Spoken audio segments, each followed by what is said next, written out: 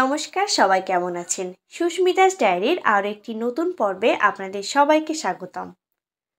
আজ ছুটির দিনে আমরা সব পরিবারে ঘুরতে চলে গিয়েছিলাম নারায়ণগঞ্জের সোনারগাঁওয়ের ঐতিহাসিক কিছু নিদর্শনের খোঁজে।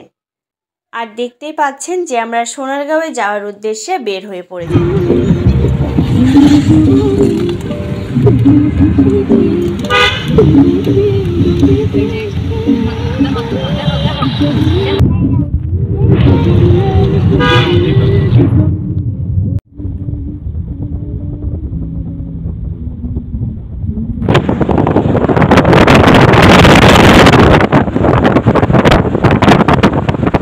আমাদের মুন্সিগঞ্জ থেকে সোনারগাঁও যেতে প্রায় ঘন্টাখানেক লাগে।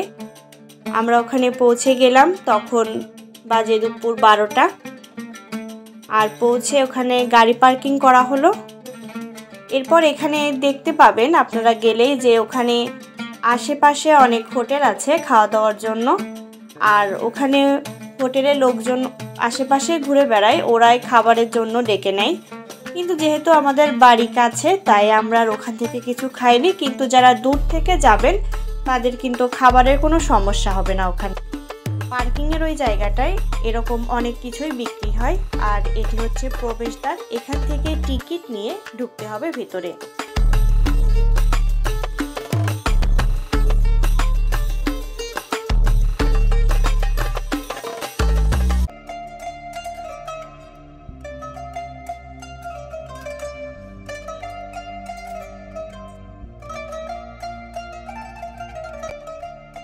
শহরের এই কর্মব্যস্ত কোলাহলপূর্ণ জীবন থেকে একটু ছুটে নিতে ঘুরে এসেছিলাম প্রাচীন বাংলার রাজধানী সোনারগাঁও থেকে। যারা ইতিহাস ও ঐতিহ্যের কাছাকাছি থাকতে পছন্দ করেন তারা নিঃসন্দেহে যেতে পারেন নারায়ণগঞ্জ জেলার সোনারগাঁওয়ে। ছুটির দিনে পরিবারের সবাইকে নিয়ে বেরিয়ে আসতে পারেন আপনারাও ইতিহাসের এই প্রাচীন নিদর্শনে। আর এতে আরও বাড়তি লাভ হবে পরিবারের ছোট বাচ্চাদের বাংলার প্রাচীন ইতিহাসের অনেক কিছু স্বচক্ষে দেখার সাথে সাথে জানাও হবে, যা তাদের ভবিষ্যৎ জীবনে অনেক কাজে দেবে। তাই আমরাও চলে গিয়েছিলাম আমাদের বাচ্চাদের নিয়ে সোনারগাঁওয়ের প্রাচীন ইতিহাস সম্পর্কে জানতে।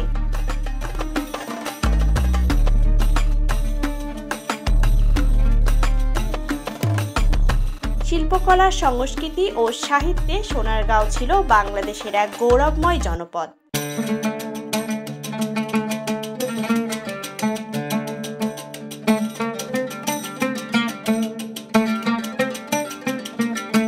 প্রাকৃতিক সৌন্দর্য বিশিষ্ট নৈসর্গিক পরিবেশের প্রাচীন রাজধানী সোনারগাঁও নামটির উদ্ভব হয়েছে সুবর্ণগ্রাম থেকে। আবার অনেকের মতে 12 ভূঁইয়ার প্রধান ঈশা খাঁর স্ত্রী সোনা বিবির নামে সোনারগাঁওয়ের নামকরণ করা হয়।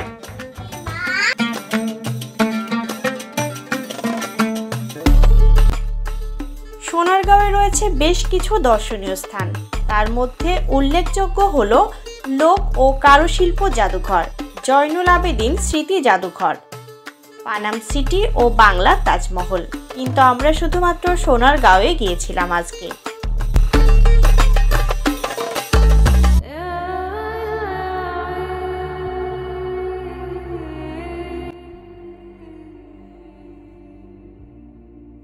প্রায় 4500 প্রাচীন নিদর্শন কর্তৃপক্ষ কর্তৃক যথাযথভাবে সংরক্ষিত রয়েছে এই জাদুঘরে।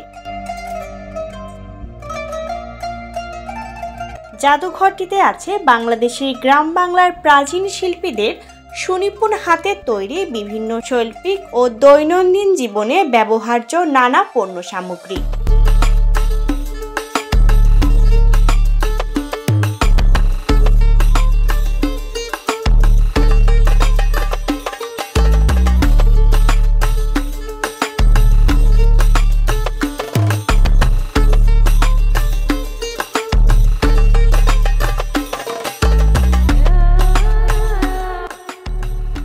এই প্রতিটি হস্তশিল্পতে দক্ষ শিল্পীরা ফুটিয়ে তুলেছে প্রাচীন বাংলার গ্রামীণ ঐতিহ্য।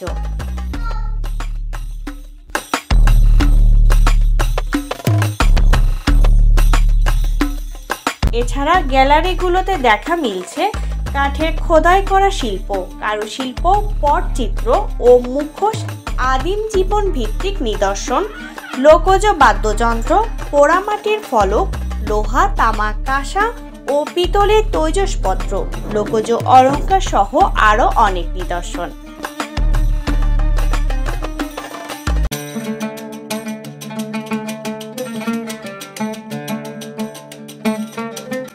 বুধ ও বৃহস্পতিবার বন্ধ থাকে সোনারগাঁওয়ের মেইন গেট।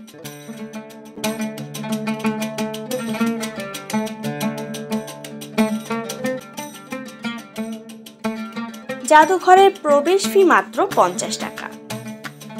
আর আমরা যেহেতু শুক্রবারে গিয়েছিলাম তাই এই জন্য শুক্রবার খোলা ছিল। এছাড়া বৃহস্পতিবার ও বুধবার থাকে বন্ধ।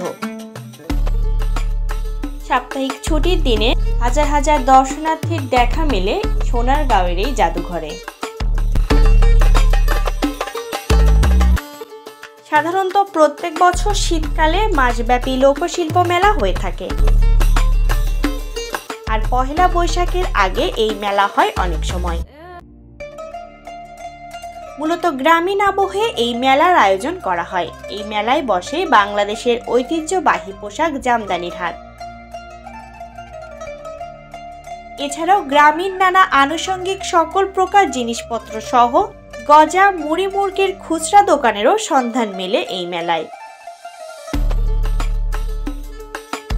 বাচ্চাদের জন্য নাগরদোলা সহ আরও অনেক কিছু বিনোদনের ব্যবস্থা রয়েছে।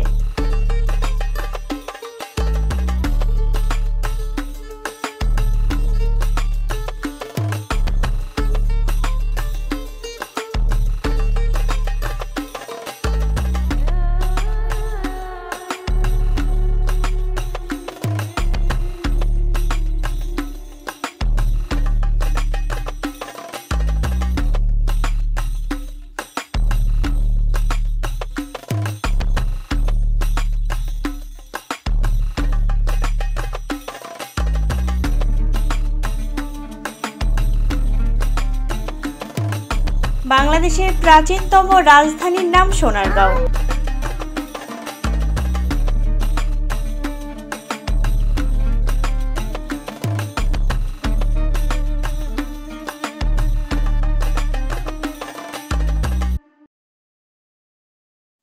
সোনারগাঁ লোকশিল্প জাদুঘরের জন্য বিখ্যাত। এখানে উৎপাদিত মসলিন কাপড় একসময় গোটা বিশ্বে বিখ্যাত ছিল। এই কাপড় এত সূক্ষ্ম সুতোয় তৈরি হতো যে মসলিনের তৈরি একটি বড় ধরনের চাদর দেশলাইয়ের প্যাকেটে ঢুকিয়ে রাখা যেত।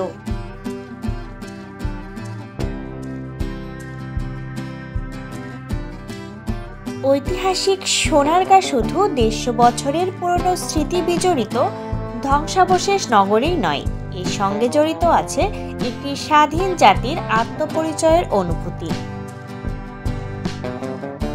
ইতিহাসের আবহমান ধারায় অনেক চড়াই উতরাইয়ের মধ্য দিয়ে এই অনুভূতি আরও সুদৃঢ় হয়েছে। সোনারগাঁওয়ের পুরনো স্থাপত্য দেখার জন্য দেশের বিভিন্ন জেলা থেকে মানুষ ছুটে আসেন।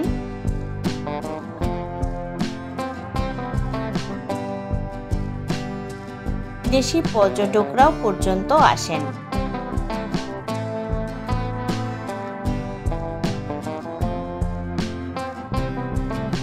ছুটির দিনে ঘোরার জন্য উপযুক্ত স্থান এই জাদুঘর। বাংলার গৌরবময় ঐতিহ্যের সাক্ষী এই জাদুঘর প্রতিনিয়ত বাঙালি ভ্রমণ পিপাসুদের আকর্ষণের প্রতীক হয়ে উঠছে।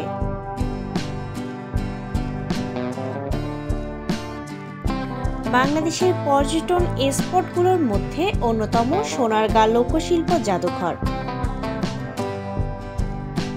ইতিহাস ঐতিহ্যে সমৃদ্ধ এই স্থানটি আপনার স্মৃতিপটে দাগ কাটবে। এই যে সাম্য, ঈশান,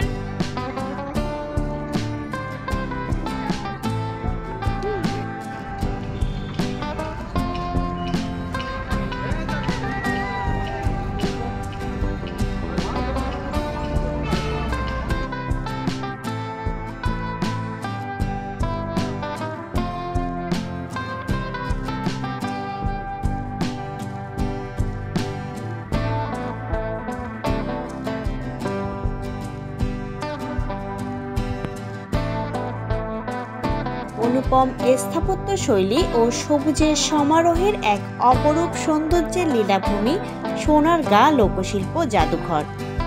চোখ জুড়ানো পরিবেশ ও স্থাপত্য শৈলী মুগ্ধ করার মতো।